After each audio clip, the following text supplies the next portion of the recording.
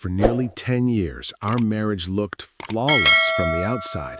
Two people moving in harmony, building a life that others admired. I worked long hours as a project manager for an Atlanta tech firm, sacrificing my peace for stability. She, Elena, carried our home with effortless grace. To our friends, we were the blueprint of partnership. Laughter at dinners, matching smiles in photos, rings that gleamed under every light. But perfection has a way of cracking, quietly. It doesn't explode, it whispers. At first, I ignored the signs. A half smile at her phone that never reached her eyes, late-night work events that grew more frequent, the faint perfume that didn't belong to her routine. I told myself she was tired, that stress was twisting my perception. But the unease grew claws. Conversations turned shallow. Her laughter, once effortless, sounded rehearsed. Nights became colder, her body beside me, present, but her spirit elsewhere. And each time I caught her glancing at her screen, a knot of dread tightened in my chest. Still, I wanted to believe. Love makes fools of us all. One night, while she took another call outside in the rain, her voice muffled and low, something in me snapped. Not in rage, but in resolve. The truth had been knocking for too long, and I couldn't keep pretending not to hear it. The next day, I did something I never thought I would. I bought a small, hidden camera disguised as a smoke detector and installed it in our living room. Guilt stabbed at me as I set it up, but I told myself I needed clarity, one way or another. That night I sat in the dark, the soft hum of my laptop echoing in the silence. The footage played.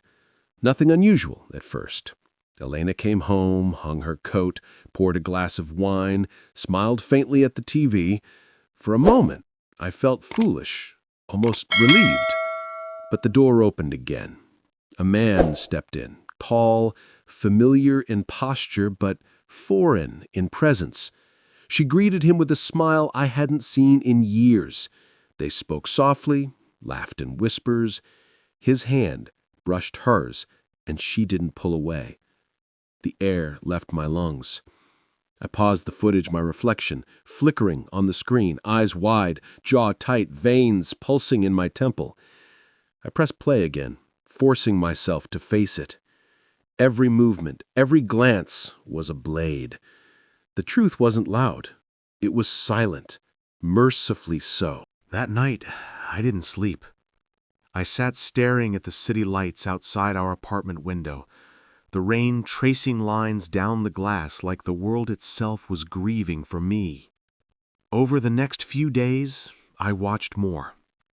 Every lie replayed itself in high definition. Work dinners, girls' nights, meetings that ran late. I documented everything. Dates, times, transfers from our joint account that funded their little escapes. Each discovery stripped away another piece of the illusion I'd lived in. But through the pain, a strange calm took root. Anger had burned out. What remained was clarity.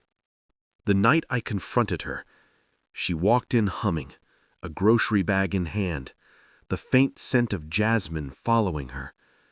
She froze when she saw me sitting in the living room, the lights low, the camera footage paused on the screen behind me.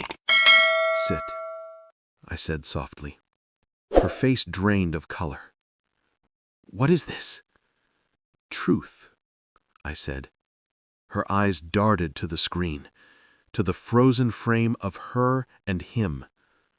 Silence swallowed the room. Her lips parted, searching for a story to spin, but no lie could climb out of that kind of truth. I needed to know. And now I do. For a long time she said nothing, just the shallow sound of her breathing. Finally she whispered, I didn't mean for it to happen, but she had. Over and over again. I didn't shout. I didn't curse. I simply stood, placed the wedding ring on the coffee table and said, I hope he was worth what you lost." Her eyes welled with tears, but I'd cried enough for both of us. I walked out of that house, out of that decade, with nothing but a small duffel bag and the kind of silence that ends chapters. The cool Atlanta night hit my face like a baptism. I didn't look back. For the next few days, I stayed in a hotel off Peachtree Street, where the neon glow painted the ceiling in restless color. Sleep came in fragments. Her laughter haunted me, looping like a cruel melody. But I faced it. I needed to feel every shard of pain to purge it. By morning, the ache hardened into resolve. I wasn't going to destroy her. I was going to rebuild myself. I met with a lawyer quietly, laid out the evidence, and began to disentangle our lives piece by piece.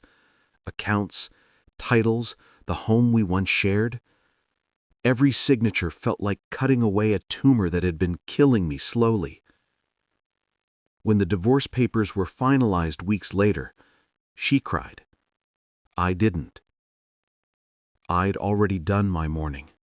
Standing alone in my new apartment, the skyline glittering beyond the window, I felt something I hadn't felt in years. Freedom. It didn't roar or announce itself. It whispered, steady and calm.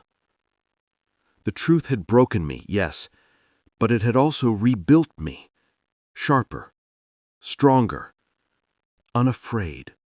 Sometimes peace isn't what remains after the storm. It's what's born from it.